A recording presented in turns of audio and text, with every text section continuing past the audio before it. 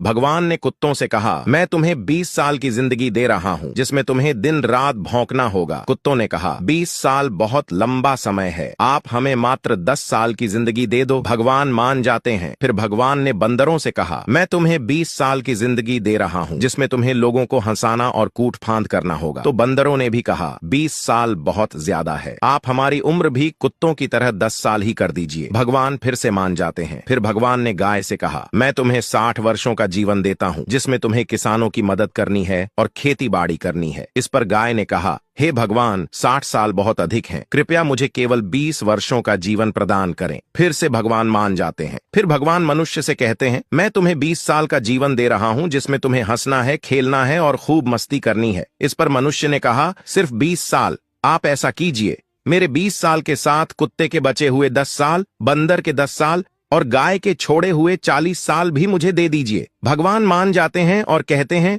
जैसी तुम्हारी मर्जी। हम भगवान के दिए 20 साल बहुत मजे से जीते हैं, उसके बाद के 40 साल कड़ी मेहनत और परिश्रम से जीते हैं, फिर बचे हुए 10 साल बंदरों की तरह हम कूट फान करते हैं और आखिरी बचे हुए 10 साल हम घर के बाहर कुत्तों की तरह बैठकर पूरी दुनिया पर भौंकते हैं। हो सकता है जिंदगी का सच ना हो, पर कहीं ना कहीं इसमें सच्चाई भी छुपी हुई है। हम भगवान के दिए 20 साल बहुत मजे से जीते हैं। अगर आप भी इस बात से सहमत हैं तो यस जरूर लिखें और इसी तरह की